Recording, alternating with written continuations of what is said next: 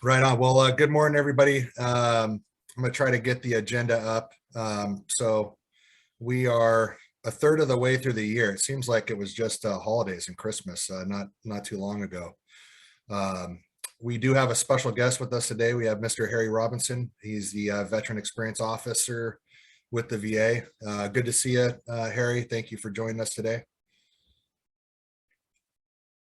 Hey, Robert, could you share the agenda by chance?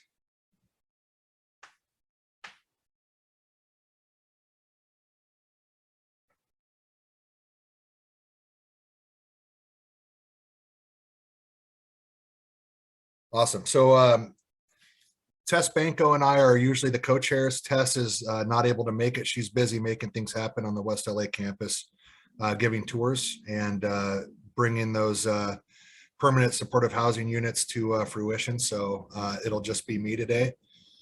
So just want to welcome everybody. Really the mission of Access and Engagement is really to identify barriers out in the community, share information, discuss what's working, and also discuss gaps. And, it's not just about services, it's also about policy. So we know when we're navigating, helping folks navigate this variety of systems out there in the community and the VA, things can get in the way, policy, not just service areas. So we really focus on both services and policy with this group. And we lost the agenda. Sorry, give me a second. No problem.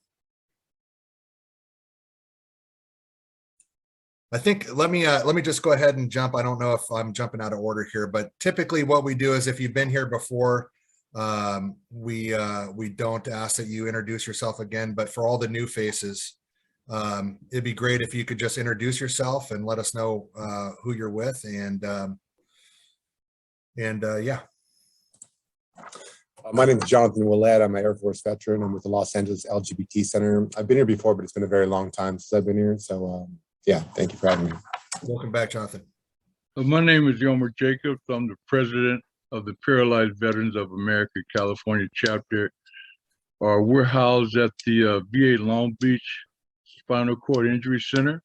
We're currently working remotely because the center is in the yellow phase right now, where it's basically only essential personnel. And so we're all working from home, and I want to say thank you for having me, and it's good, nice to be here.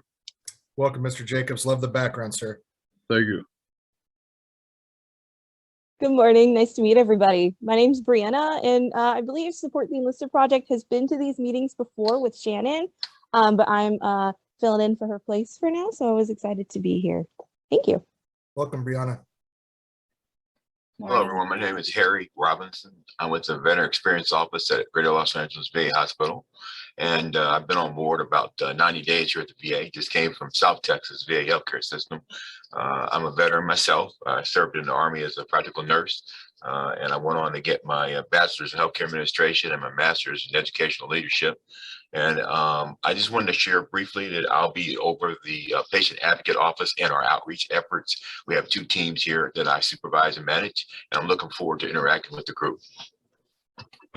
Awesome. Thanks, Harry. And we're going to give you a few more minutes later on in the agenda to kind of talk through what you do and anything that you'd like to put out today. Anybody else new to the group? Yes, good morning. My name is Jasmine Lucas. I'm with TSA Housing, and I'm their new social services manager. Welcome, Jasmine. No wonder you were shaking your head and smiling when we were talking about the campus over there in West LA. Welcome to the group. Thank you. I'm Janine Kavickia. I'm brand new to the group. I am the newer representative of the Marine Corps Scholarship Foundation out here on the West Coast. I work remotely here in North Hollywood, though our main office is actually out in the DC area. And we provide post-high school college scholarships, as well as career technical education programs, scholarships for that 2-year and 4-year programs for the kids of Marines and Navy corpsmen who served with them. So I just found out about the Los Angeles Veterans Collaborative. I'm really excited to meet all of you in an effort to better serve and meet more families that we can provide advanced education to here in Southern California. So Great. Thanks, Janine. Welcome. Lots of Marines in the area, as you know, so glad you're here. Hoorah. Hi,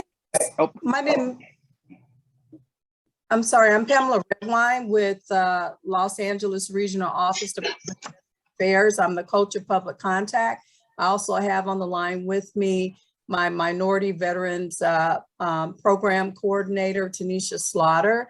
We are kind of sitting in for our homeless veteran outreach coordinator, who is James Spears and Elaine Little. So we are here today representing the Veterans Benefit Administration in Los Angeles. Great. Well, welcome. I know James really well, so thanks for being on. Hey, everybody. I'm Patrick Ketchum. I'm with the Mission Continues. We are a veteran service organization that connects veterans with opportunities to continue their service and leadership in under-resourced communities. I'm an Army veteran. I was medically retired in 2015.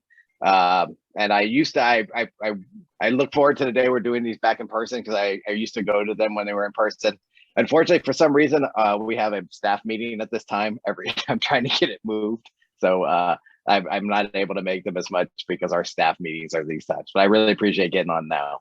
So thank you, guys. Awesome. Welcome, Patrick. Hi, my name is Ron Reyes. I'm actually a Gold Star son. My father was with the 1st Battalion, 9th Marines, and killed in 1968. With that brings me the opportunity of where I'm at. I'm with Representative Ted Lieu in California District 33, and I'm a Gold Star Family Fellow representing the district. I've been on before, but I don't think I've ever introduced myself. Welcome, Ron. Thank you. That's good. Hi, everyone. My name is Vin DiCrescenzo, and I'm with the Center for Resilience at the David Lynch Foundation. We teach meditation to veterans with post-traumatic stress. And I think Jim and Tess have both been through the program. I was lucky enough to come to the USS Iowa event last week, which was fantastic. And we're doing a huge research study with USC, and we wanted to make this available to the veterans who serve and everybody on this call. So I'll put it in the chat if anyone wants to connect with me to see how the veterans you work with could take advantage of this opportunity. Awesome. Good seeing you, Vin. Good seeing you, Jim. Hi, everyone. My name is Jessica Peak. I haven't been here in a very long time, so just wanted to join back in and see how I can contribute. I'm the Veterans Resource Center Director and Veterans Counselor at East Los Angeles College. I'm also co-chair for our Region 7 Veterans Director Consortium, as well as I serve for the California Community College Chancellor's Office State Advisory Veterans Committee.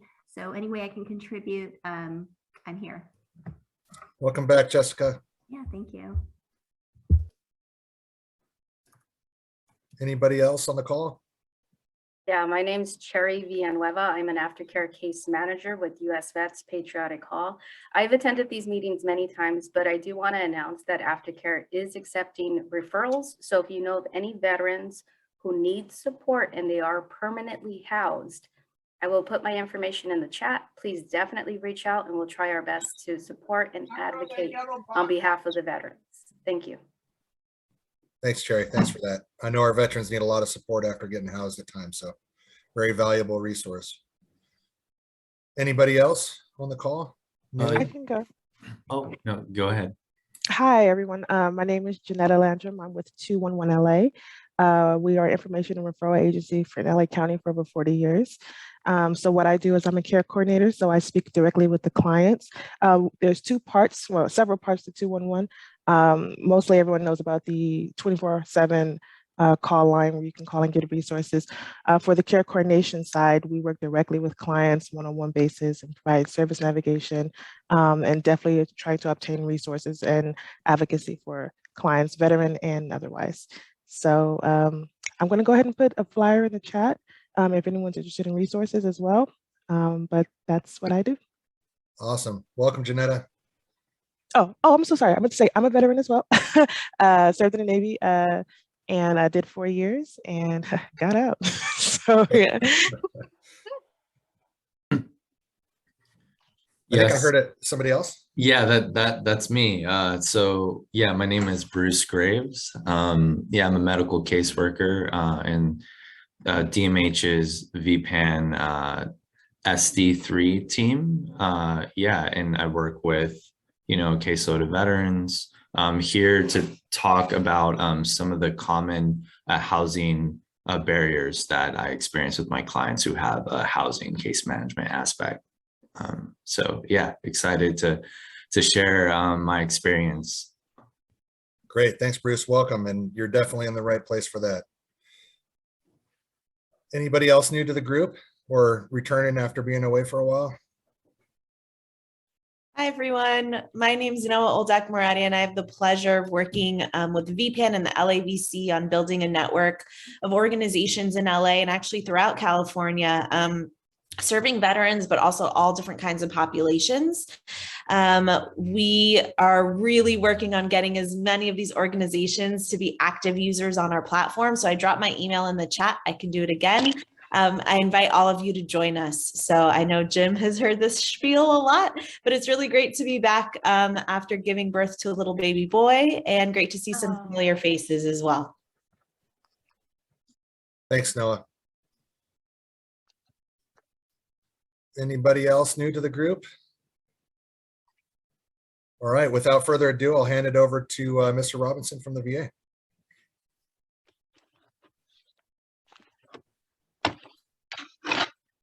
Hello, everyone. Can you hear me? Loud and clear, sir. Roger that. Thank you again for inviting me to come and participate in this collaborative. I'm new here, and it's important to me to be able to reach out and touch as many folks as we can from a veteran perspective. I just want to share a little bit about what I do here at the Veteran Experience Office, or what I was hired to do here. I was hired to come on board and to improve the veteran experience along with their family perspective on the way the veteran receives care here at Greater Los Angeles, and to ensure that that journey can be as smooth and seamless as possible with any challenges that may come up. The first part is that we sort of focus on and want to improve the access to care. We want to improve the way that veterans view their care, and that's usually done through surveys and things of that nature. My office receives that survey data. We do the analysis on it, and then we work within those departments to kind of make changes to correct any challenges or things that we may see. With that being said, I'm over the patient advocate side of the house. We have patient advocates here at Greater Los Angeles. We have them at Sepulveda, and we have them also at the downtown Los Angeles clinic. And we also have our outreach team. Our outreach team is made up of about 3 or 4 folks, and they're willing to participate in events and activities that your organizations or your veteran service groups may be having. I'm reaching out to you all to do 2 things. One, let you all know that we want to get involved. We want to be a part of it. If you have a request for a speaker, if you have a request for a need for an outreach team or someone from an outreach team to come to one of your events, if you'll email me, I'll be able to get it into my supervisor's hands, and we'll coordinate and prioritize those based on our staffing to be able to cover those events for you. With that being said, I will tell you that I need help. I want veterans to realize that if you do get a survey from the VA, please take that survey and get it back to us. It grades us, lets us know how we're doing as an organization and how we can improve. The second thing is, just like anybody who's serving in the military, we want your top block. Getting your top block is very important to us, and I want to make sure that our facility is doing everything we can on behalf of our veterans to get their top score, their top block. And when we don't do that, let us know so we can make those changes. So if they do get the surveys, please take the surveys, and remember, we want to get their top block. Anything other than your top block doesn't matter to me. So we're not getting your top block. I want to know why, so we can make those changes. The last thing I wanted to kind of share with the group is that we've had an opportunity for several town halls. There's information that we put out from the VA. Our director hosts town halls. My boss, Mr. Robert Merchant, he's the executive assistant or executive director for ambulatory care services, and he's out in the community all the time talking and interacting with folks and sharing information. So with that being said, thank you for this opportunity. I look forward to sharing I guess the next few years with you working on veteran issues. Thank you. You bet. Thanks. Thanks for being here, Mr. Robinson. I saw a lot of chat, just being very thankful that you spending some time with us and that you're here in LA and you're leading the charge there on the veteran experience. one thing I just add on is really something that drove me, and I talked to a lot of veterans about this, is the history of our Vietnam vets. Coming back, they had a really bad experience, and yet they subjected themselves to a lot of the the surveys and the research and all that stuff, and they're a huge reason, if not the reason, why we have what we have today. So when I think of those surveys, I think, man, our Vietnam vets, they didn't have the yellow ribbons on the trees when they came home like I did. And, we owe it to them to make sure that we're helping improve the situation for our next generation of warfighters. So appreciate that. Yeah, I think we go into standing reports. Robert, would you mind pulling up the agenda again?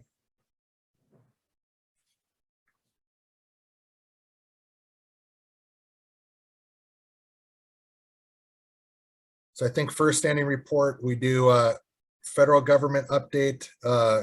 Richard, is that usually, I think that's Richard usually. Are you on by chance? Jim, I think it's usually Richard, and if there are ever any representatives for our congressional representatives, maybe Mr. Reyes might have some updates. I can give a tiny report. It's Janet Turner. Hey, Janet. So Richard, of course, would have a much more thorough report, but I can just tell you, Rep. Lou and Senator Feinstein introduced a bill that would direct $25 million from the Purple Line easement that's at the campus of West LAVA back to West LAVA. Currently, it goes directly to the Treasury Department. So we're trying to get that money back to West LA. And usually we ask that they use it for the homeless programs. Also, Rep. Lou helped secure increased federal funding for our veterans. A number of his priorities were included in the 2022 Military Construction, Veterans Affairs, and Related Agencies Appropriations Act. That was a mouthful. This was signed by President Biden last week. This includes $483 million for supportive housing programs for homeless veterans and $598 million toward preventing veteran suicide through services. As I said, Richard probably has an even more thorough review if he gets here. But I wanted to at least give you my part. And what was the name of the bill one more time? It's a very long name. 2022 Military Construction, Veterans Affairs and Related Agencies Appropriations Act. Yeah, appreciate that, Janet. Yeah, and we usually get a rundown if Richard's not available to be here.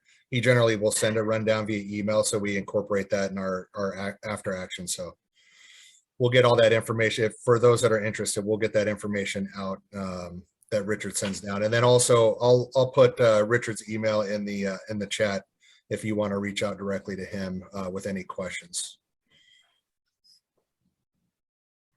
Mr. Reyes, did you have anything to add?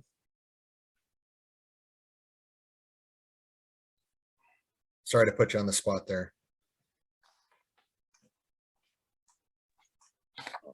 Sorry about that. No, I'm here to support and be with Janet Turner. So I'm just listening on board, and I think she said it all. Awesome. Thanks for asking. Yep, you bet. I have a legislative issue, if that's all right to chime in whenever. So yeah. Okay, great. So hi everyone, my name is Amanda Pertisati, and I am a supervising attorney at Public Counsel Center for Veterans Advancement. And I wanted to bring this up because it's sorry, I have a child and she's unhappy in the background, as you can probably tell. But so recently the VA has come out, and this again, there's lots of people who work on the VA from the call. This is absolutely nothing against them, but the VA is proposing to change the rating schedule for mental health disabilities. And this is huge because not only does it affect so many people on this call, but affects so many of our clients, constituents, etc. So in this new regulation or proposal, the VA is proposing to start rating mental health conditions without the effects of medication. And that's huge because again, medications are not a cure-all, but they do assist with reducing symptoms, right? And essentially this new regulation, it incentivizes veterans to not be on medication in order to get a higher rating, right? As well as it could lead to, one second. It could lead to greater like veteran suicide risk, right, and rates. And so the troubling thing about the study is that it was only done with 100 veterans, and it created a what was said in the proposal is that it created a fail-safe system. But the study was not released to the public. Again, 100 veterans is extremely low.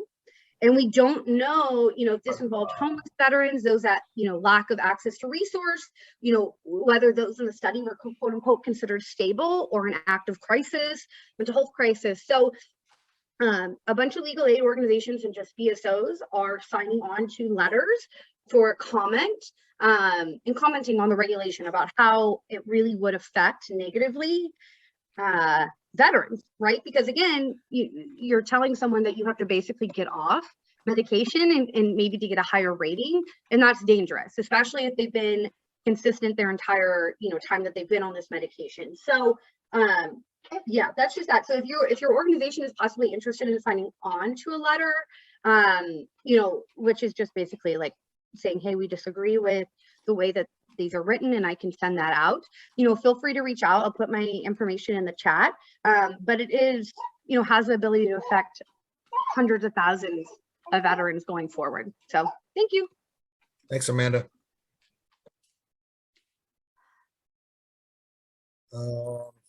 Next item. Can you scroll up a little bit, Robert, please? It'd be, I guess, Robert, any updates on the county side?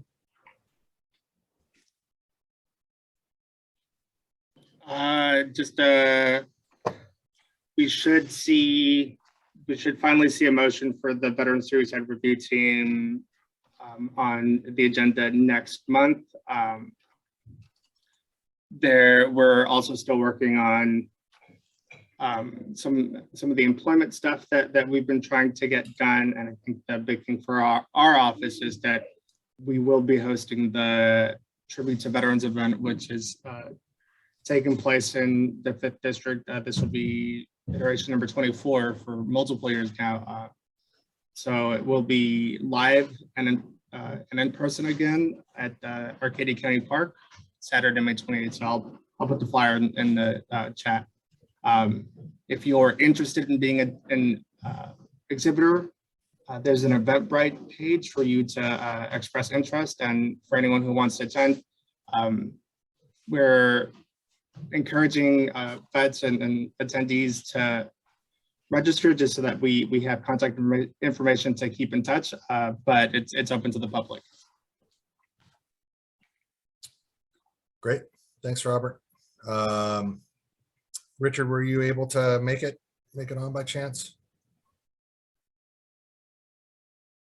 All right, diving right into VPN, just real quick, big update on our end is we were able to get permission to hire 16 more staff on DMH to expand the team. What we're looking to do with those additional 16 staff is really start hiring staff on the weekends. So I know I've been talking about this for a long time, hearing from the community that Access is a 7-day-a-week after hour kind of thing. It's not just Monday through Friday, 9 to 5. So what we're basically do is we're going to expand field services to match that of our support line. So 7 days a week, 9 a.m. To 9 p.m.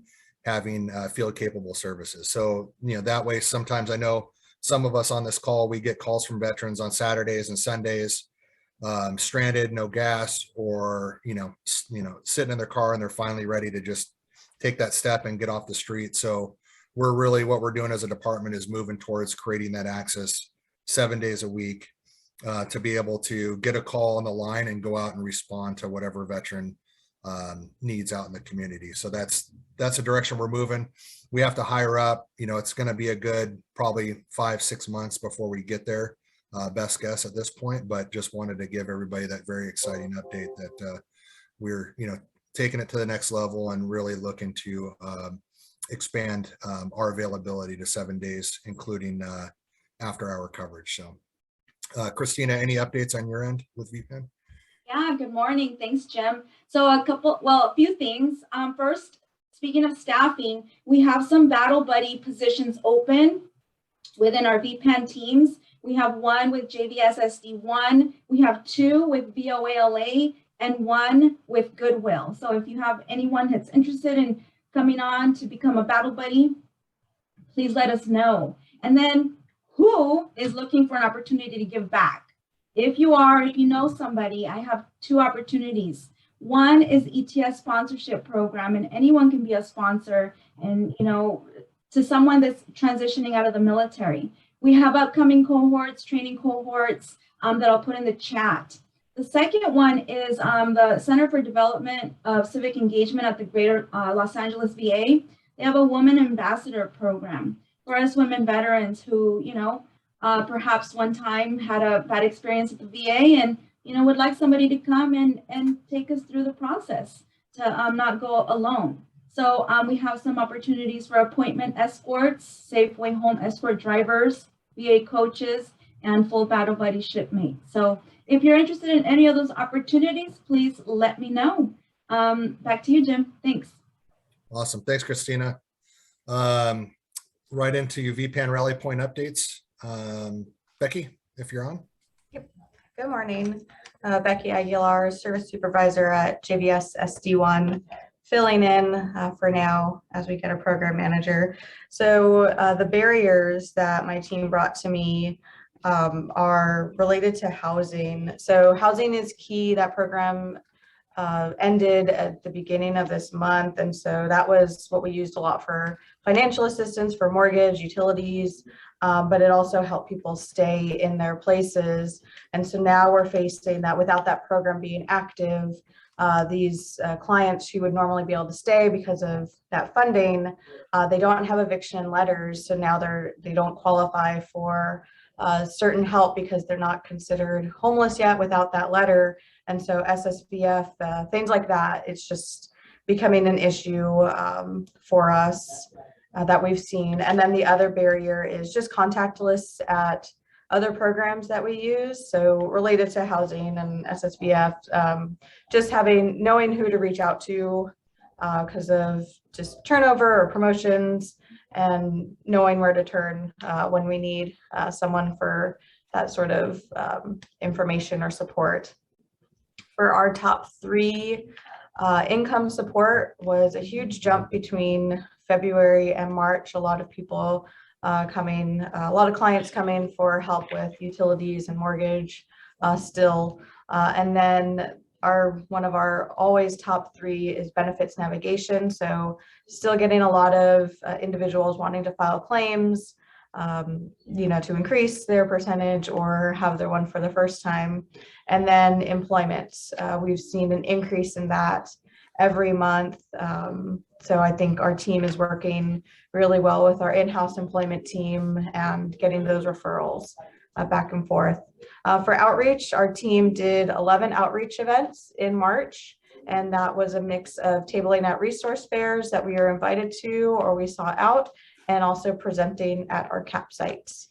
So really great month, really proud of the team, worked hard, and it shows. So thank you all, and thanks to the team. That's all I have. Awesome. Thanks, Becky. Christina? Good morning. So some of the barriers are just a couple really. One of the things that we're facing with VPN and SD2, we're currently housed in the city of Compton. And one of the things that we're noticing is that there's kind of a lack of protocol when it comes to securing permits for events that we want to do at city sites, such as the rally point, because our location is owned by the city, or even just parks. So we have been reaching out to various different VFWs and that we're using as caps to connect with them and using their sites and obviously using other cities. But as of this past weekend, we had an amazing event that we were able to partner with the City of Compton Mayor and Councilwoman of District 4. And I think that really helped to educate the community about what VPAN is, what we stand for, who we serve. And so I really feel that that really helped to kind of bridge the gap so the city understands what it is that we're doing. So I foresee that definitely getting better with time. And the other is turnover.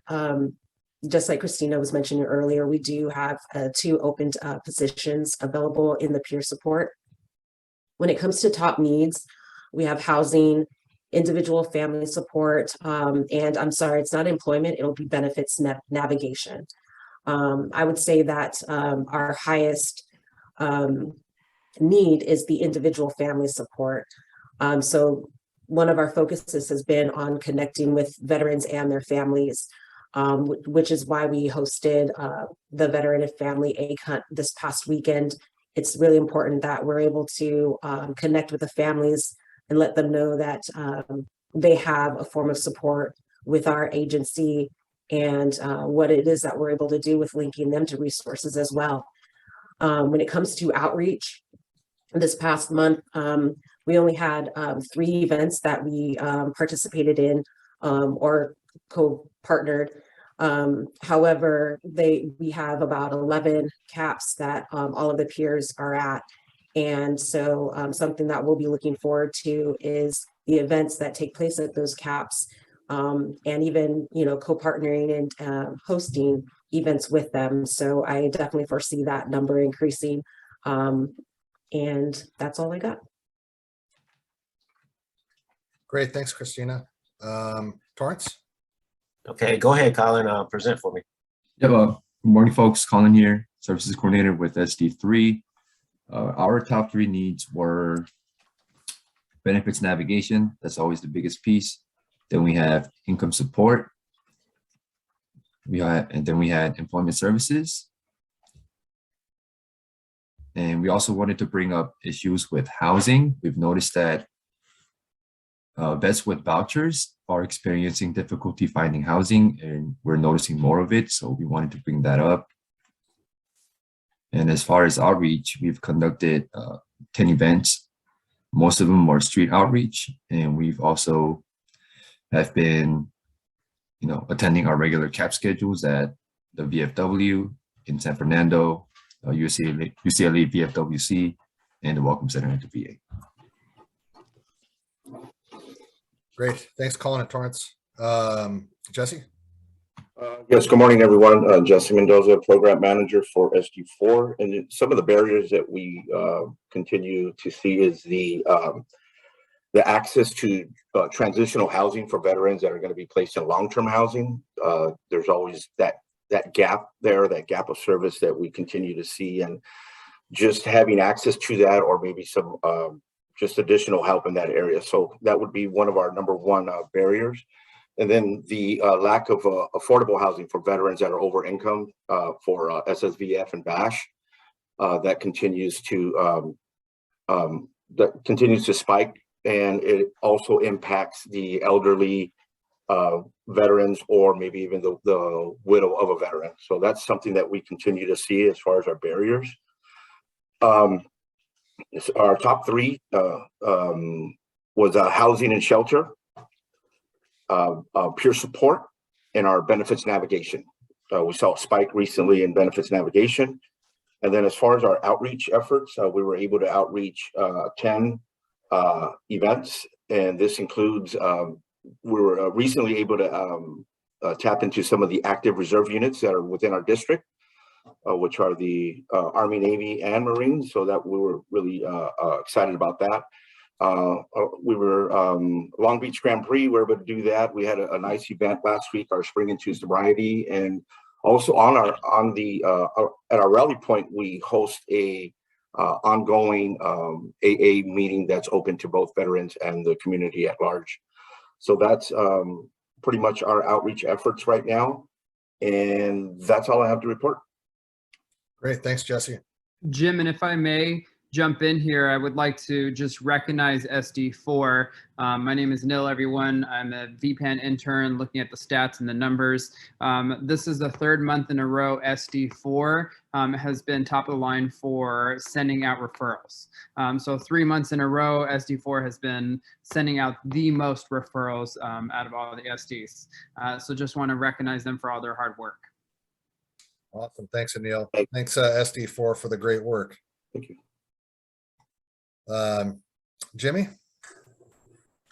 Good morning, everyone. So with that being said, I am the program manager for SD5 up here in Antelope Valley, San Gabriel Valley, and so forth. So let me just, so a couple of the barriers that we were running into is obviously getting connected with more of the SSVF programs in our districts, and SD5 is just a very, covers a wide area. On top of that is a lot of veteran families issues with housing, because a lot of times they either make too much or they go over, so therefore that kind of connects with SSVF.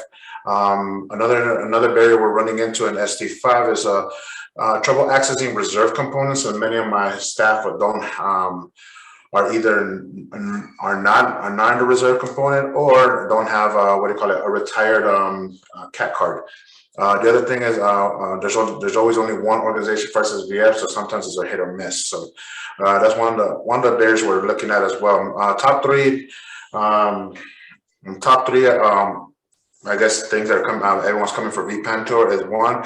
Benefit navigations is a big one. Housing and shelter, as we spoke about SSVF as well. Individual and family support, and then of course coming in a close fourth is income support as well. So they're going hand in hand together. At events, we had about 10 outreach events, but that's not including our other caps, and of course we're adding more caps into our system. We're definitely partnering up with Blue Star Ranch. We're also working with an equine, they do equine therapy. We're going to start partnering up with College of the Canyons, a couple of American Legions out here in Canyon Country, and so forth. So slowly we're also expanding our caps as well.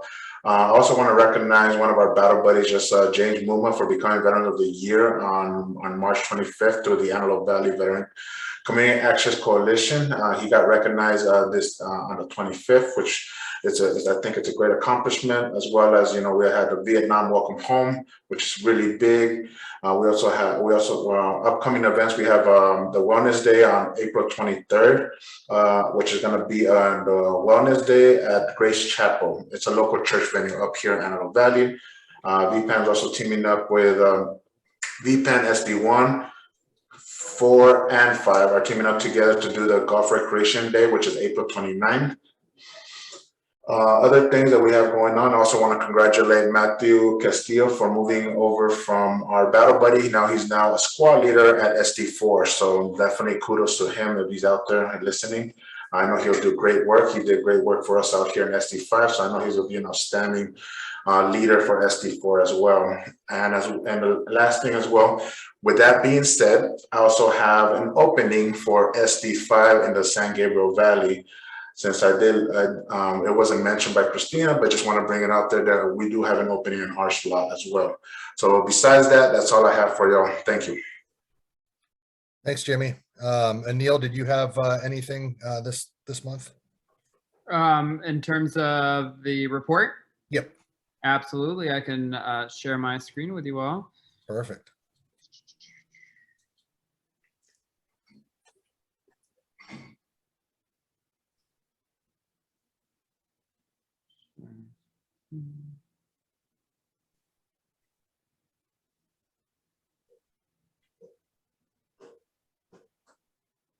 Can everybody see this full screen? I know sometimes it messes up. Yes, sir. All right. So for this month, in terms of March data, 446 clients. We're looking at 1,345 service requests, 568 referrals.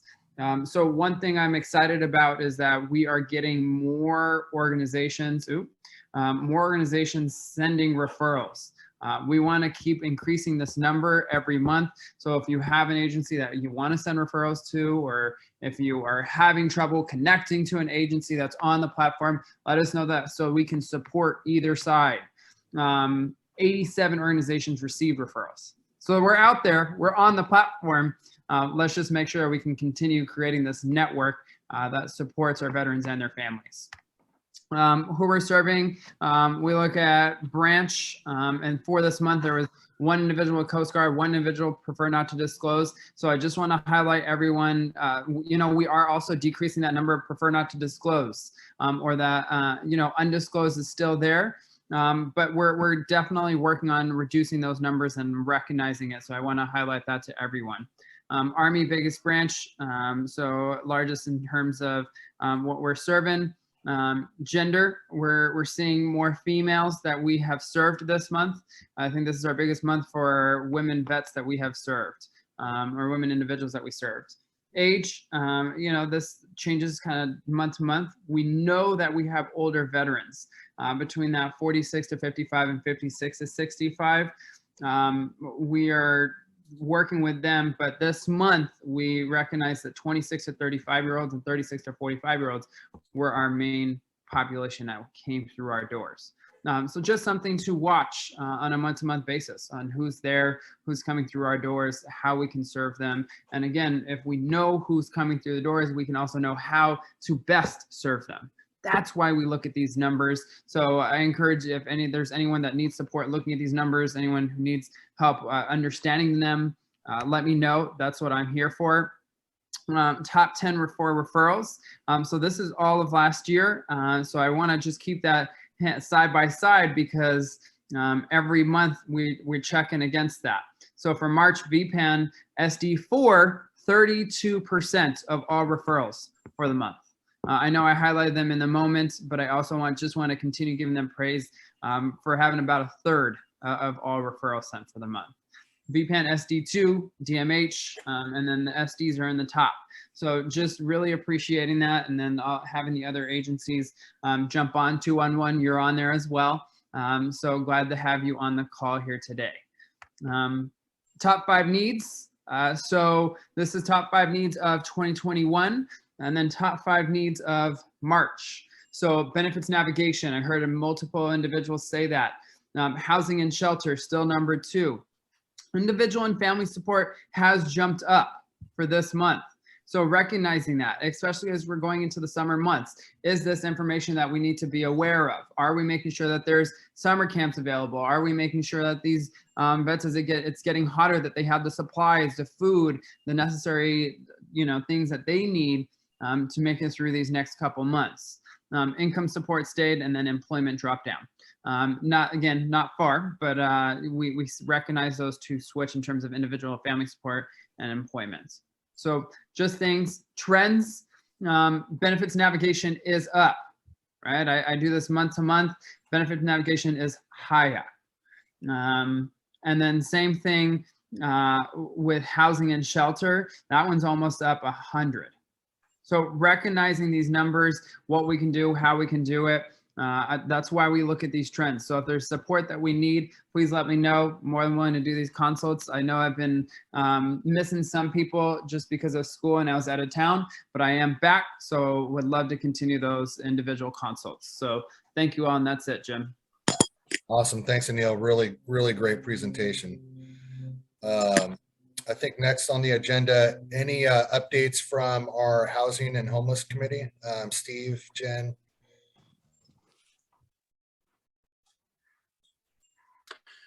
At the Homeless and Housing Working Group meeting today at 11, we'll be sharing some new stuff out of the advocacy groups in Washington, D.C. that will help anyone who wants to get involved with advocacy. They've really made it easy by providing all the connections that we would need to communicate with our elected representatives. In addition, Janet will go into a little more depth on what she described earlier about the potential for the Purple Line easement money to support homeless activities at the VA, and a little more on the appropriations bill that would have more money to support homeless veterans. And as always, we'll spend some time talking about the challenges in housing search for voucher holders and in coordination with the SSVF program. So everyone who's involved in homeless work, housing work, join us at 11 o'clock. Awesome. Thanks, Steve. Any other updates from any of our co-chairs? It's not a huge update, but I did want to share out that the veteran dashboard is being resurrected. And so hopefully in the next few weeks, we'll have that up and running and people will be able to very quickly access that webpage and see in real live data how many veterans are entering the homeless system, how many veterans are being housed, and which routes are they being housed through.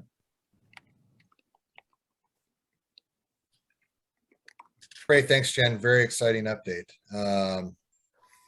All right, so next step is next part of the agenda is the last part, and this is the sound off.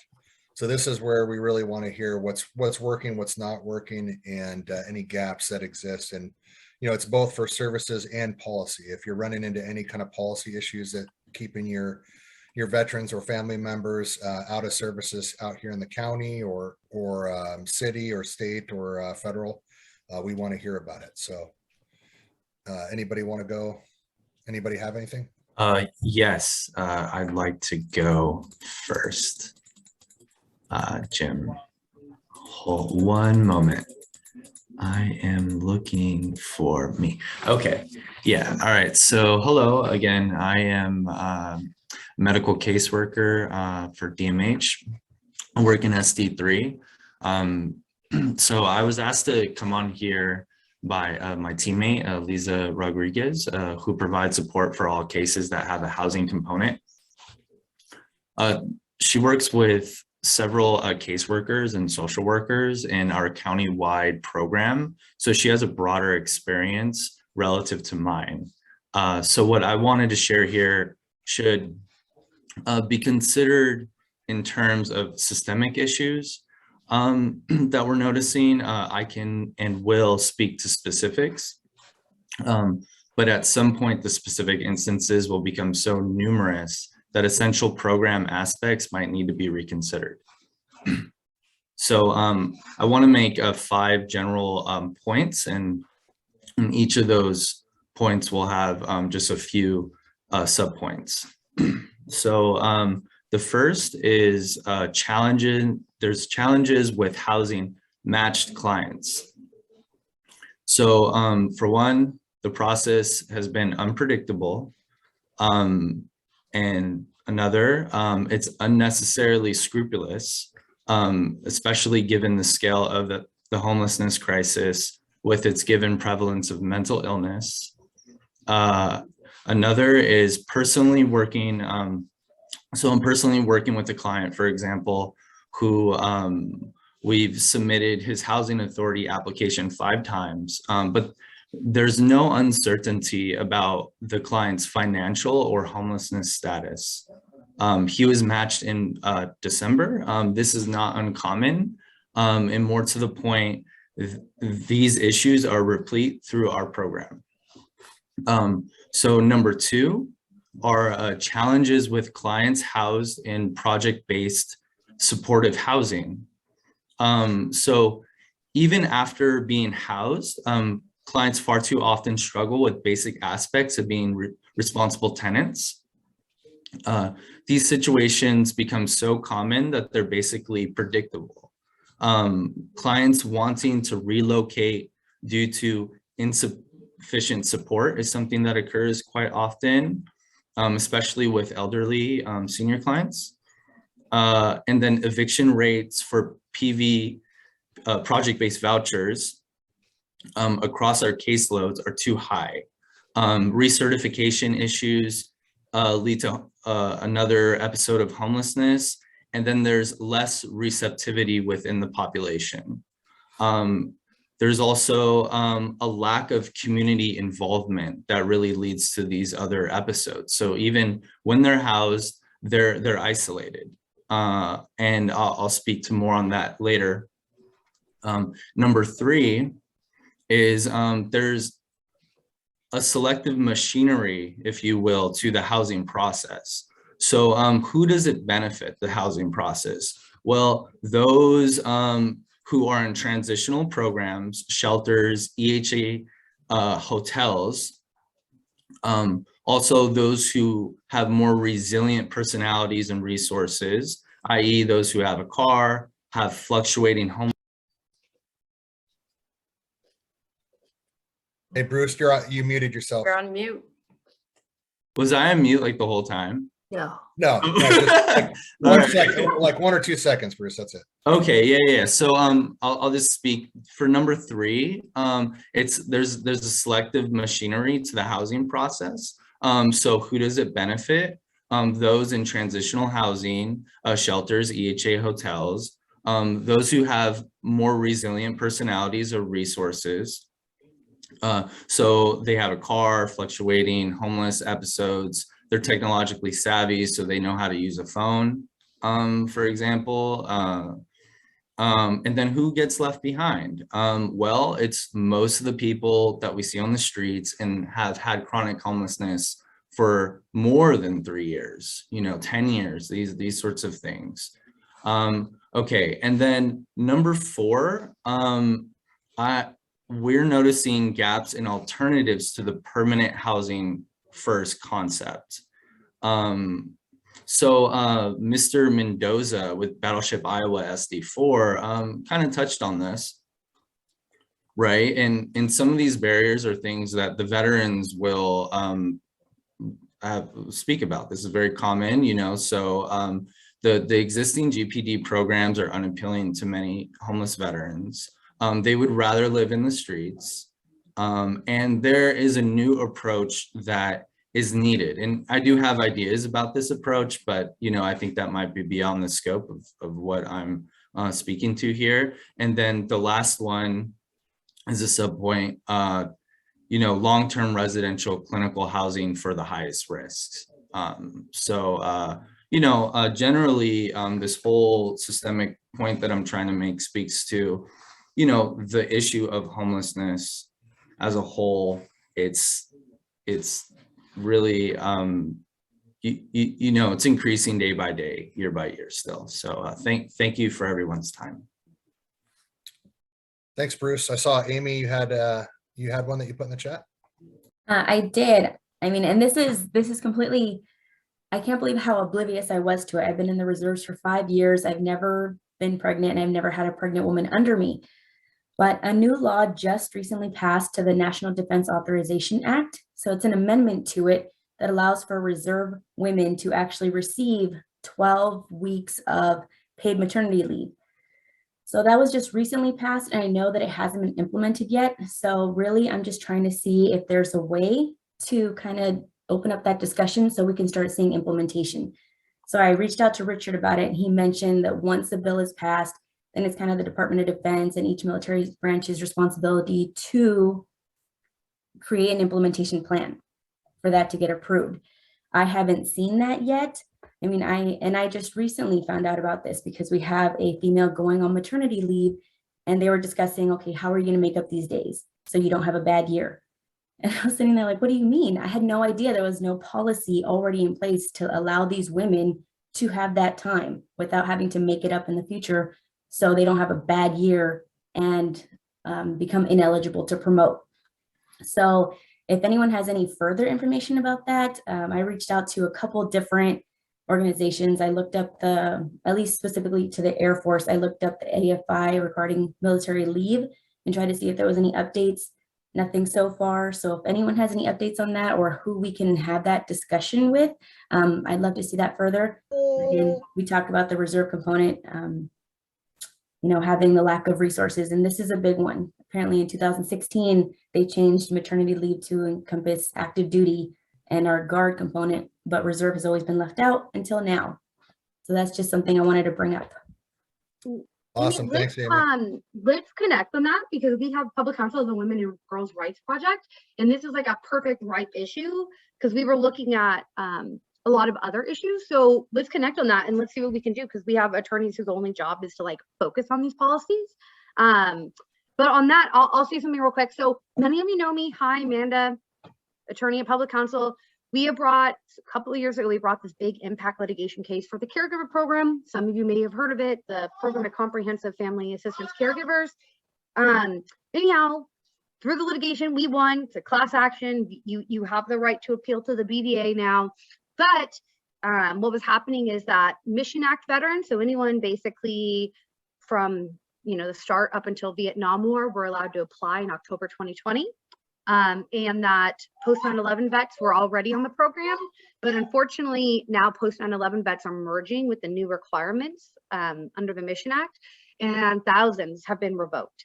And so the Secretary of the VA has put out a moratorium again on reevaluating the program and stopping the revocations until they kind of come up with newer criteria. So that is kind of the update on that. I'll put a link in the chat just so you know. So if anyone's having issues with the caregiver program, feel free to always reach out. But this is a really good step, and hopefully the VA will really make consistent changes outside of litigation to this program. Awesome. Thanks, Amanda. Looks like you got your chief child experience officer duties going full force. Hey, last piece. I know, John, you reached out, you had an announcement, and then we'll kind of wrap up and get ready for the main event here. Yeah, guys, thanks for staying on so long. I'm John Fulmer. I'm a combat infantryman. I work with Goodwill Southern California, and I'm also a battle buddy with the Veteran Peer Access Network. Best job I've ever had, so recommend it. I've been on paternity leave myself for 3 months with Goodwill, so got myself a little baby boy, so I've been gone for a while as well. Wanted to announce the gaps that I'm running into right now are allocation of resources for public restoration efforts. Bruce had mentioned problems with low-income housing projects in communities. I've seen that as well, and I'm really happy that the Mission Continues, who Patrick Ketchum is on right now, has been able to arrange the very first public restoration on the grounds of the West LAVA Earth Day, which is April 23rd. It's a Saturday. And we're doing this huge effort to restore this amazing Japanese garden out there. If anybody has not seen it, it's amazing. There's 7 large koi ponds, a waterfall. It's got 3 acres, and it's an amazing place to be. You would never imagine it's a little piece of paradise tucked in the middle of the city. We are doing a public restoration. I'll put the links in the chat. I really appreciate you guys staying on for this long. And if you know of any veterans that want to engage in community, we're doing, as I mentioned, this is a public restoration. So we'll plan on having food, free food, and we'll have extra porta potties out there as well to help with anybody who's able to put in a little sweat equity and help trim some bamboo, or just kind of enjoy the environment. But that's Saturday, April 23rd. It's 2 Saturdays from now, and I hope to see any of you there. And it's a link from the Mission Continues is what you're going to see, because they're the ones organizing this effort. So thank you for the time, Jim. I appreciate it. Awesome. Thanks, John. We're right at time. Thank you, everybody. Bruce, Amy, John, for kind of speaking up about the barriers.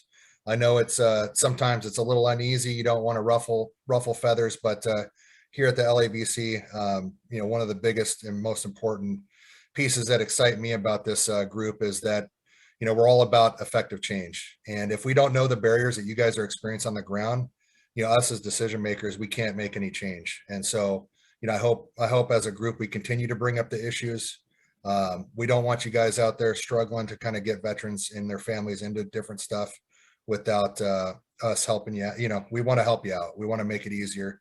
And it's not a place where we point fingers. It's a place where we bring up issues and we problem solve it. So for those that are newer to the group, we have co-chairs from the different working groups on this call. And typically we take the issues that were brought up here, we take them out to the various working groups to kind of create some solutions for our guys and gals out there grinding it out with their veterans and family members every day. So appreciate you guys, and thanks. And Amy, sorry for going a minute over. You're fine. Thank you, everyone. That concludes the Access and Engagement Working Group. It is going to be the same exact link for the main meeting. So we're going to go ahead and put it on pause for just a couple minutes so everyone can take a break, stretch, grab some water, refill your coffees, use the restroom. And we'll be having some wonderful presentations by Ted Tenorio from NAVA and Sergeant Richard Bajorquez from the VMET team. So thank you. Yeah, just I forgot a special thanks to our folks from the VA, VBA and VHA. Really appreciate you guys taking the time, spending, hearing kind of what's going on out in the community, and taking this information back to your organizations to help problem solve. Appreciate you guys being on today.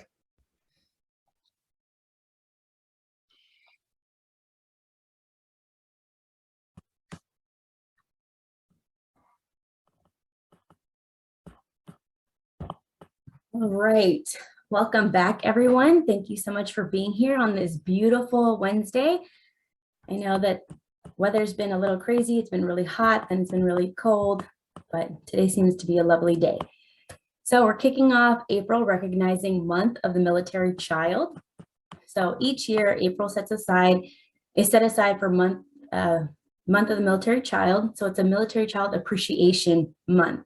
It was actually created in the mid-1980s by the Pentagon and other military support organizations, so they can recognize the sacrifices made by our military children. So the term military brat is a badge of pride worn by generations of kids who have traveled the world with their parents, moving into adulthood with the knowledge that they have the strength to handle anything. Military children deal with separations, deployments, frequent moves, and even their parents' injuries as a part of life that they were born into and entered with their families. So because purple is a color used to represent all military branches, the theme Purple Up is used over the course of this month to acknowledge Month of the Military Child. So for the month of April, we also want to acknowledge that it is Sexual Assault Awareness Month. So that is a campaign to raise public awareness about sexual assault and educate communities and individuals on how to prevent sexual violence. So it is observed through the month of April.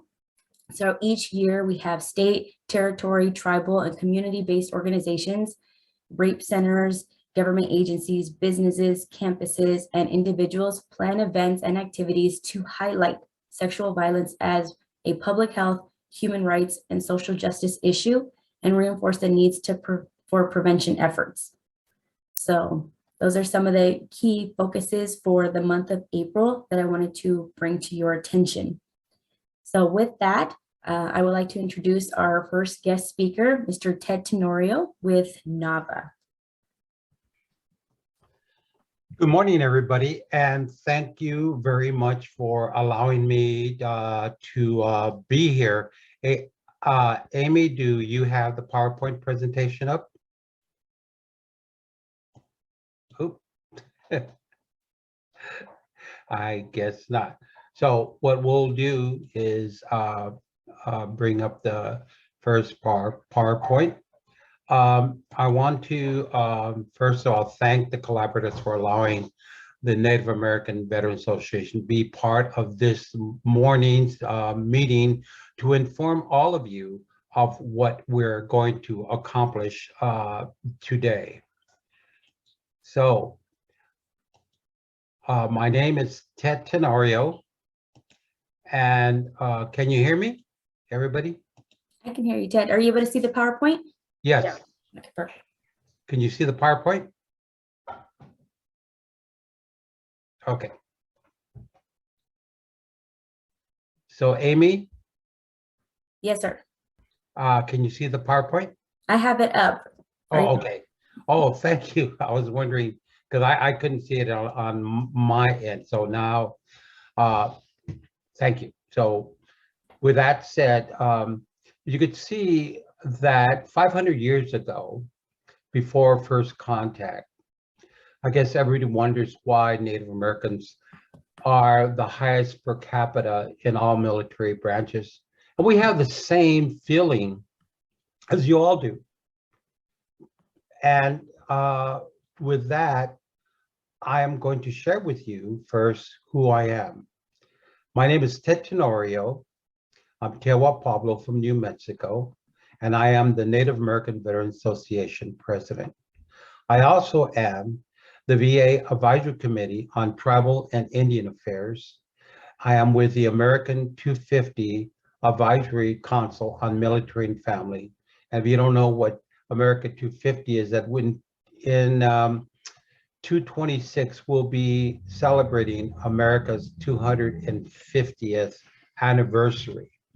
and I will be bringing the stories of the indigenous people in the military to share their culture and experience in the military and their contributions. I'm also with CalVets, with Native American Veterans Travel Outreach, and also I am an appointee from the Board of Supervisors to the County City of Los Angeles Native American Indian Commission. Next slide.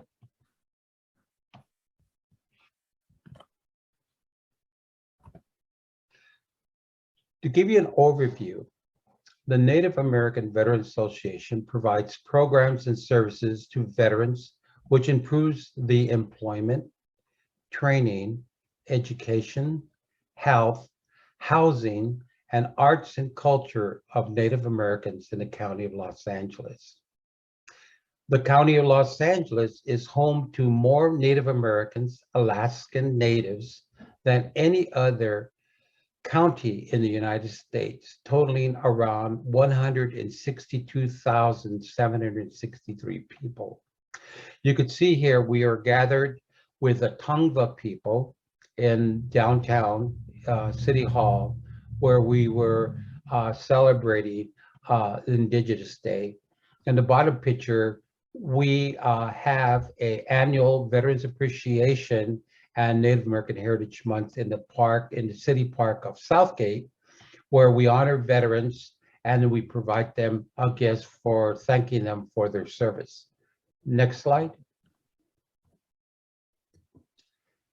The Native American veterans founders of NAVA were people who gathered their visions and spirits to bring forth in Los Angeles the first Native American Veterans Organization. The founders were Bill Gibbons, who was a Muskogee Creek Nation, and he provided employment assistance to tribal government reservations. We would have returning veterans who were Native and wanted to go back to the tribal nations, and we were successful in placing them in federal jobs like the fire department on tribal land. The second person, Glenna Amos, was actually, she was an employment development manager, and she provided veterans employment and family services to veterans. She was also very instrumental in opening up veterans' homes in Norwalk and in Southgate.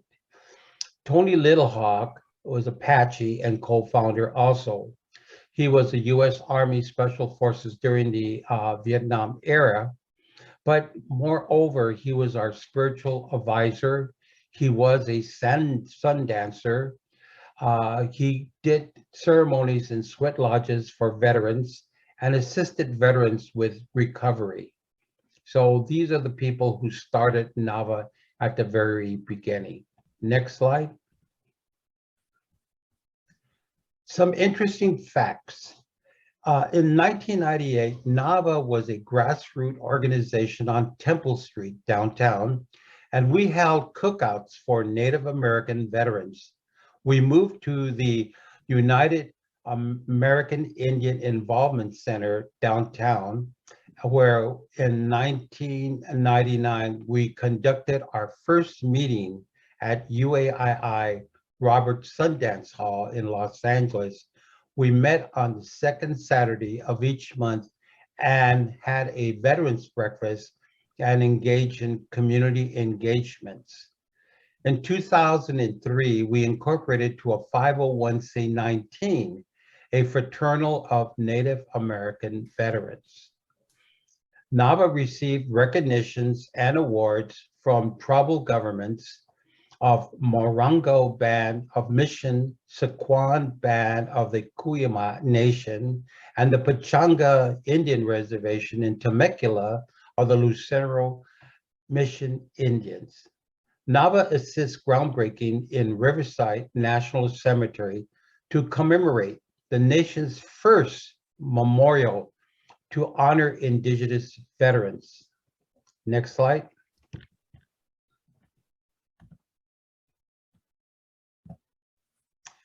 So our history going back to 2003, when we were incorporated as a 501c19, our core services to present are veteran breakfasts, veteran summits, veteran powwows and Native American Heritage Month, Veterans Family Days, Sweat Lodge healing, spiritual healing, speakers and forums, and VA benefit, etc.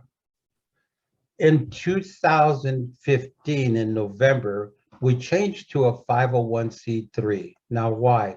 Because when we were a 501c19, we would have meetings at congressional offices, because under 19, we could endorse politicians, local, state, and federal. We could also lobby to change legislation, but we were limited in applying for government grants because it would be a conflict of interest. So in 2015, we thought we should change to a 501c19, which will give us a broader range in financing services to the organization. So we had a new board, bylaws, board training, and we were building on the goals and objectives, grants, and fundraising. In November of 2019, we started new infrastructures, webinars, Zoom meetings, outreach, and community engagement. And of course, in 2019, COVID hit. So we partnered and became part of Unitas, LA Veterans Collaborative, CalVets, County and City of Los Angeles Native American Indian Commission. We continue to working with United American Indian Involvement and the County of Los Angeles American Indian Mental Health. In January 2020 to 21, we of course continue our remote services. The Veterans Breakfast turned into, as the COVID happened, to our monthly talking circle meetings. And then we addressed the COVID-19 variant viruses and the impact it had on the Native American community. And we partnered with a remote patient monitoring company where we provided devices to veterans and their families so we could monitor their experience during this COVID to form some preventative measures to help preserve our population. In January 1st, 2022, we are now in the post-COVID. So we are putting on Veterans Health and Wellness Fairs with VPAN as well with LA Collaborative. And many of you have joined our health and wellness services. We're going to do this quarterly. And again, by providing information and services, we're hoping to educate and inform the community and how to keep themselves and their families, healthy, and how to keep themselves, alive, so to speak, with the services that we offer. We also going to be doing American Indian Days, Indigenous Days, and Veterans Days for Native American Indian Heritage Month. This is held at Southgate on Veterans Day weekend. So we will be sending out flyers, informing the community, and inviting all of you to come out and enjoy our program. Also, we partnered with Team River Runners. We have a representative now here in Southern California for recreation and outdoor activities. Next slide.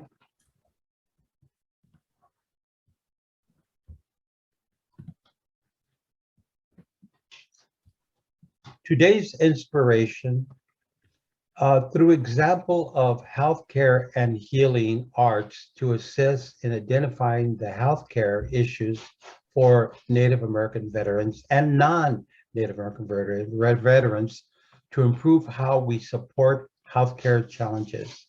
As you know, the county and the state and the federal government is now opening up to have people start to meet. So with these challenges, we stopped doing sweat lodges because of the safety that we had to think and following the mandates of CDC. In addition to that, we also stopped any type of development programs that will, threat people's health and outdoors. So right now we are working on veterans retreats, outdoor job training, water, land activities, stewardships of services, drumming, arts and crafts, horticulture, farming and gardening, and animal assisted therapy.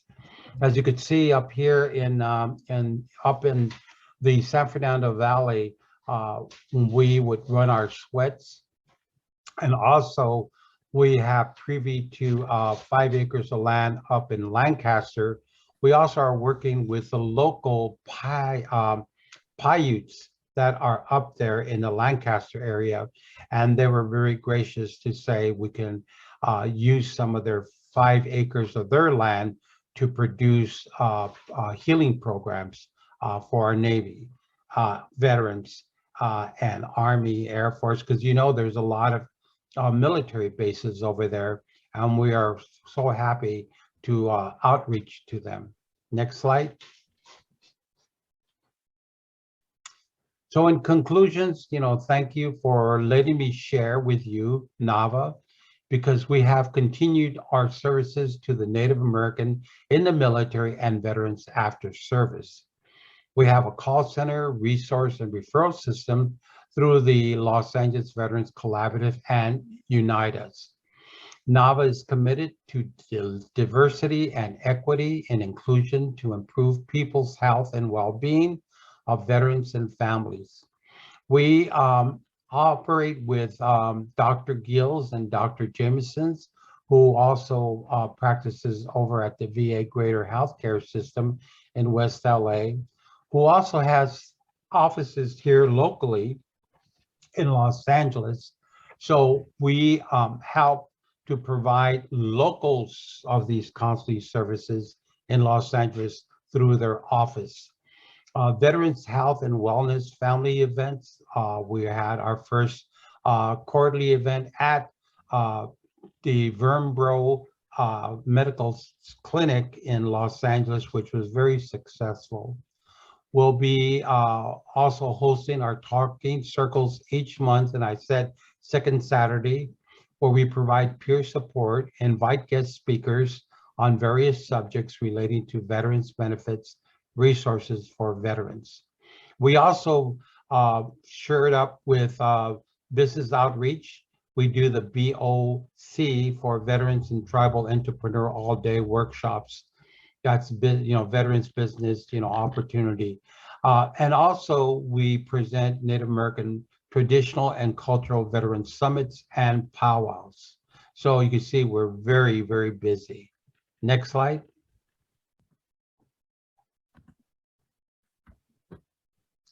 Ways to support. NAVA Health and Wellness Fairs, Native American Heritage Month, are one way to help us continue to grow and provide relevant services to the community. So come out and discover the Native American culture and support Native American programs and projects. Here's our contact information. Our website is navavets.org. We are also on Facebook, and you can reach us there.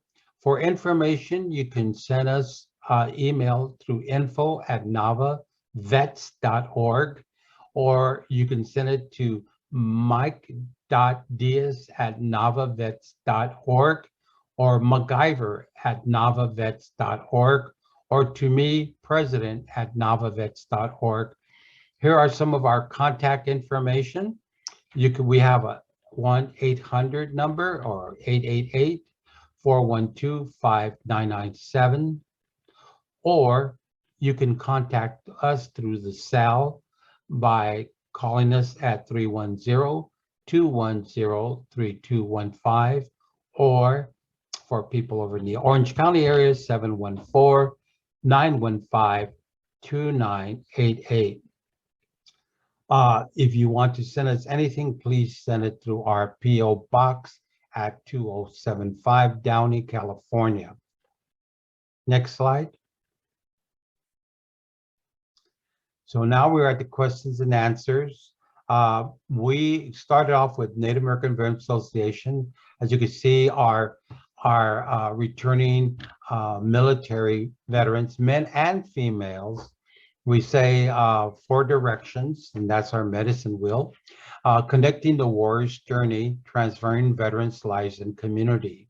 So as you can see, I'm inviting you to our TP, where the talking circle is now open. If you have any questions, you could also send it into our chat, and we'll get back to you. Okay, I see Jimmy has his hand up. Jimmy, you have a question? Yeah, so Ted, first of all, thank you for the great presentation. I really want, I'm gonna send you an email just later today, because I really love to have that information for up here in Antelope Valley. We have a lot of veterans and that we see out here from Supervisor District number 5, and we'd love to, you know, have a connection and be able to, you know, see how we could help as well from the VPAN side as well. Yes, and we will welcome that very much. Like I said, we also are there, like you said, Antelope and Lancaster area. We were doing sweats at the Men's Correctional Institution there under a state program for veterans, spiritual worker, and Nava was involved in that for years. And so that's how we got to know the incarcerated Native Americans were asking for sweat lodges in the institutions. And we provided them because it helped them on recovery. Because that is amazing, my brother. I do appreciate everything you're doing. So that I want to say thank you for, you know, doing the work that you're doing as well. You know. Thank you. Any other questions? Like I said, hi, Ted. Sorry, this is Caesar, SBA. Sorry to interrupt you. So Ted, thank you for your great presentation. I really, I'm grateful that I was here today to listen to all that, all the work that you're doing. And I'm so happy that you're connecting with the VBOC. The Veterans Business Outreach Center is a partner of the Small Business Administration. I want to send you an email, Caesar Estrada, you'll get it from me, and send you the president. There's other resources for the veteran entrepreneur out there that I want to bring to your organization as well. And I just want to talk with you separately from this meeting to bring you those resources as well, because VBOC is just one of them. And there's more that we have and that I could present to you as well. So please look out for my email. I'd love to connect with you, and I'm glad I was here today. Thank you again, sir. Yeah, and one of the things that VBOC, the reason why they corrected with it, we were really surprised that we held these virtual webinars from them, and we hold it on a Saturday. And we were surprised on a Saturday, we had 116 registered veterans to come on. And then our following, we have 84. So we're up between the 90s and the 100s. And I shake my head sometimes saying, what are these people thinking about? It's on a Saturday and they just come up because they want to start their business and the thing. Also, just on the side note, Nava is here locally, but when we started to do our internet and reach out to veterans, we communicate to veterans, and we have sister cities now up in Alaska, Wyoming, back east, New York, Florida, down to South Carolina, Oklahoma, in between. So when we do our Saturday circles, we are reaching across America, and a lot of people are reaching back to us for services. Which is great, Ted, because as the VBOC that you guys talk to is only here in Southern California, but we're federal. So we have 22 VBOCs across the United States. So any of those places, if they're joining from another part of the country, we can direct them to their local VBOC. We're talking the Southern California VBOC handles us, but we're a federal organization. We cover the United States and its territories.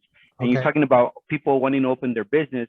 Right now, California is going to be giving out up to $10,000 grants for people that want to open their business, and Okay. want to talk to you about that directly, because we want to give that to your community, because I want to see applicants from your community get Right. those resources as well.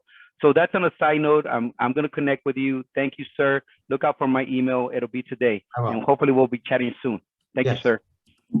Hey, real quick, this is Rich Douglas from SD4. And if you have any connections, you know, like not right now, but like connections to incarcerated veterans to prisons around here, we're very interested in trying to like collaborate and bring some hope to the incarcerated veterans. So I'd like to talk with you at some point. I put my email in the chat. Appreciate it, and thank you so much. You're welcome. I see Rhonda Smoot has her hand up. Yes, hello, how are you? I'm in San Diego County and was wondering, is there any association here for veterans in San Diego County? Oh my gosh, yes. As you noticed that when I first came on, I said I am with the VA, an American Indian, advisory committee. I am the representative for the state of California, and because of the lifting of the, it can go back to one-to-one in person. We are scheduling meetings down in San Diego Way to meet with tribal representatives in San Diego and to go onto tribal land and to discuss the VA benefits. In addition to that, down in your San Diego Way, you have a lot of resources because San Diego is a real conglomerate of packed American Indian reservations. And if you could send me information, I will tell you who the contact people are. And like I said, between Calvet, on the outreach on tribal land. And the reason why I say that because we're talking about city and county, but my job is statewide and to impact on all the rancherias and American Indian or Native American tribal land veterans. So get back to me. I'll give you that information. I'll put my email in the chat here. Yes. I actually work with wounded, ill, and injured service members on the with DHA. So, but Yes. I'm interested in finding out a little bit more information about what's down here in San Diego. Okay. And I didn't know that there's a lot of tribal areas. I just didn't know if there was an association down here. So Exactly. I'll put my email in the chat. Thank you. All right. Thank you. I wanted to find out more about the sweat lodges. Is there one that the Yes, group might yes. be able to participate in? I've never done that, but I've heard it had such amazing healing Yes, effects. yes. In our native culture, there's a couple of different ways we run sweat lodges. One, it's like family sweat lodge, wherein all the people together, like a family, men, women, children, and their families come together and go into a sweat. But usually the sweat lodges are run male and then they run female, because sweat lodges is the turtle, the shell. And it's where we go back into our so-called like our mother womb. In there, it becomes very sacred in a sense that when people enter into sweat lodge, they will share their stories. It's like whatever is said and shared within the lodge stays in the lodge. And when you leave, you don't become a chatty Cathy and go, hey, this, that's very anti. We have a respect to all sanctity of life, and life is the most important thing to us, and we respect that, and therefore we respect you. So in that sense, that's why you separate it. So yes, we do that.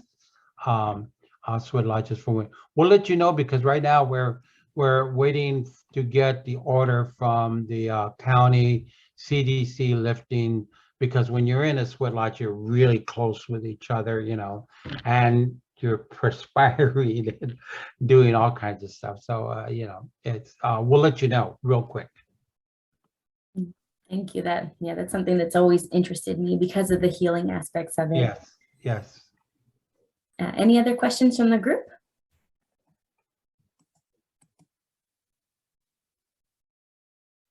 Okay, hearing none. Ted, thank you so much. I'm always so fascinated of all the different things that NAVA is doing. And I remember we did a short presentation in November to honor Native Americans Heritage Month, but I wanted to make sure that the community knew exactly all the plethora of programs that you provide and offer to see how we can actually start working together and make the best use of these spectacular programs. Yes. Thank you, Ted. Thank you so much. You're welcome. Okay, for our next presentation, I'm not sure if I saw him on, but Sergeant Bojo, are you on the call?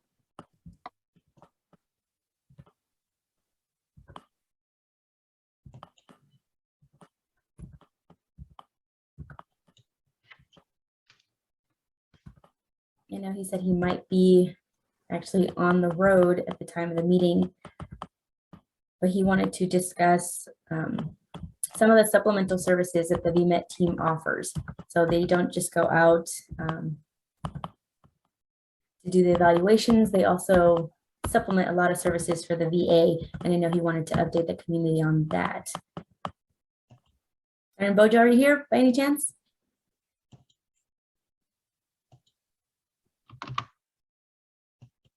Okay, so hopefully he's able to make it. And in the meantime, I know there are so many events taking place now that a lot of the restrictions have been lifted. So I just kind of want to open up this opportunity for the group to discuss any events that are coming up, any support that you might need regarding outreach. And if you have any flyers, please feel free to upload them on the chat. That way everyone can have access. If you have a specific vendor registration link for our organizations to be able to participate, we welcome that as well. So I will open it up to the group. Hi, Amy. This is Jennifer Delat at US Vets, Workforce Development Coordinator. We've got lots of events coming up. This Friday, we have our networking hour with CACI. They are looking for cleared professionals. They are one of the largest tech software defense companies. So they will be having some recruiters out with us this Friday at I believe 12 p.m. We also have a networking hour on Cinco de Mayo with Google. Google is looking for software developers, engineers, UX, UI, data analysts, tons of positions at Google. So they'll be hosting a 1-hour networking hour with us on May 5th. June 2nd, we have our Aerospace and Defense Career Fair. We've got a few companies coming out. They're also looking for cleared professionals. So we're excited to have our summer quarterly career fair on June 2nd from, I believe it's 9 to 12. So that's what I've got coming up so far. Hi, everyone. Thank you, Jennifer. This is Rocio Palmero with US Vets, Women Vets on Point. We have our Silver Veteran, which is every 2 Fridays. It's for female veterans over the age of 50. Next week, we are going to be highlighting Krishna Flores and the vet centers for our networking hour. And I'll go ahead and upload. I uploaded the flyers before, but I'll upload them again. Also, side note, not US Vets related, not Women Vets on Point related, but Krishna and I launched a women's speaker series, a 355 Women's Speaker Series. Many of you have already signed up. It is happening this Friday at the VFW in San Fernando. There are some tickets available, so if you would like to come on out, we would love to see you there. We are hosting 3 commanders, Commander Dustina Pierre, who is the VFW State Commander and also a member of NAVA. We also have the American Legion, Jennifer Campbell Commander, and we also have the commander from the Jackie Robinson Post, Patricia Jackson Kelly. So we would love to see y'all out there. It's women speakers, women veteran speakers, but everyone is welcome, veteran and non-veteran. There is no gender bias. Anyone can come. Thank you. Good morning, all. Becky Aguilar here with JVS VPN SD1. We're hosting a wellness day on May 21st at Laidlaw's Harley Davidson. So I'm going to put the registration links for both vendors as we're looking for people to table the event, provide resources, and then I'll put the flyer and the general registration up there as well. So if you have any questions, I'll put my email in the chat. Please reach out. We're hoping to have a big event with at least 30 vendors. So would love to have you out providing resources directly. Thank you. Hi, Rich Douglas with SD4. Just a reminder, every Wednesday night, 7:30 to 9, we have a open AA meeting on the Battleship, Iowa. Thank you.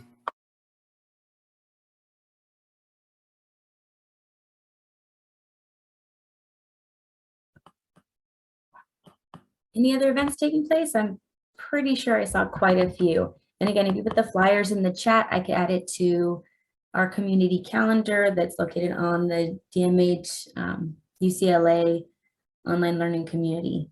Jimmy, you got your hand up?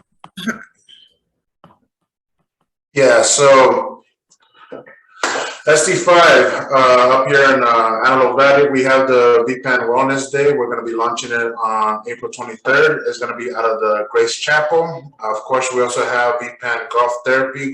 We're teaming up with SD4, SD1. I see you, Matthew. Don't be scratching your head over there. With that being said, you know, we're teaming up as a VPAN unit and bringing some like other than just resources. We're just providing it like just day out in the sun and enjoying new skills like golfing and stuff like that. Also, other than that, and we have a couple of more upcoming events coming up. So, and also don't forget that on May 28th, which is probably next month, we're going to have a tribute to veterans and military families in Arcadia, which is going to be out of Captain Barker's office. So that's all I have up to right now. We'll definitely have more updates coming up for May.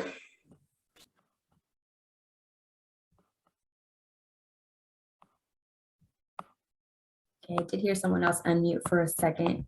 Hey, Amy, just real quick. This is Louis Borrell, Service Supervisor, SD5. I posted the links for the Wellness Day for vendors and veteran attendees. Please pass the word out. We have a big Wellness Day coming up next Saturday. I also put up our VPAN peer-led group, our monthly peer-led group that we host monthly. It's a YouTube channel.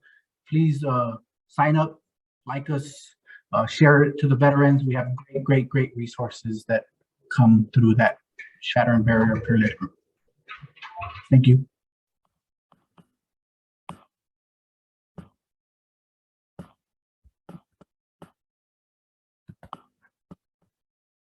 And Simone, did you have something you wanted to share?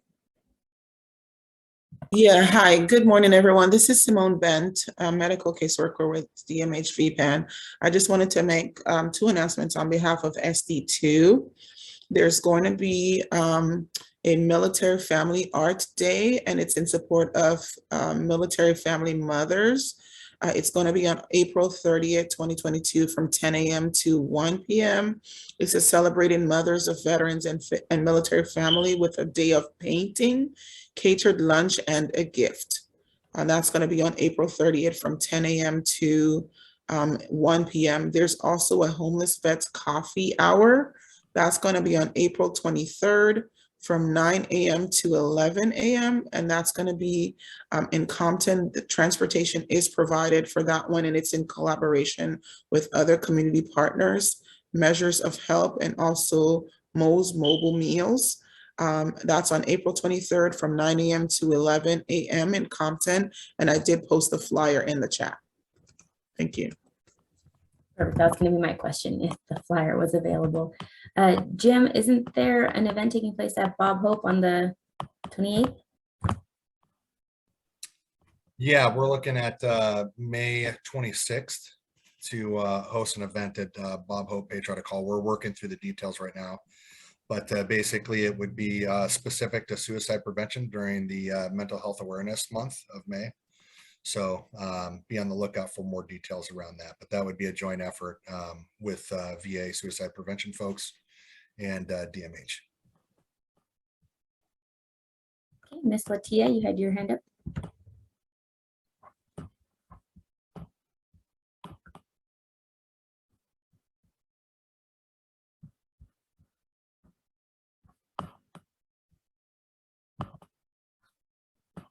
Hey, Latia, are you able to unmute yourself?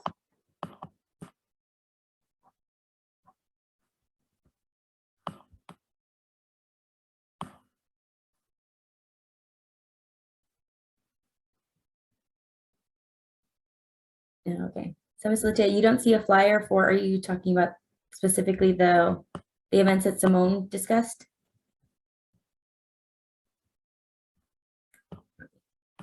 Simone, were you able to upload those flyers onto the chat?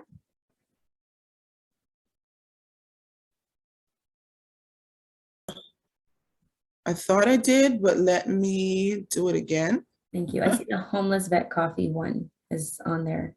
I didn't see the mothers. Oh, there it is, the Military Family Art Day. Do you see it now? Yes, at There? 10:41. Okay, awesome. Uploaded. And then last call for Sergeant Bojo, if you're available. It's really hard coordinating with the Sheriff's Department. They're oftentimes very busy. So hopefully we can invite him back because again, I wasn't aware that the Sheriff's Department also supplemented programs.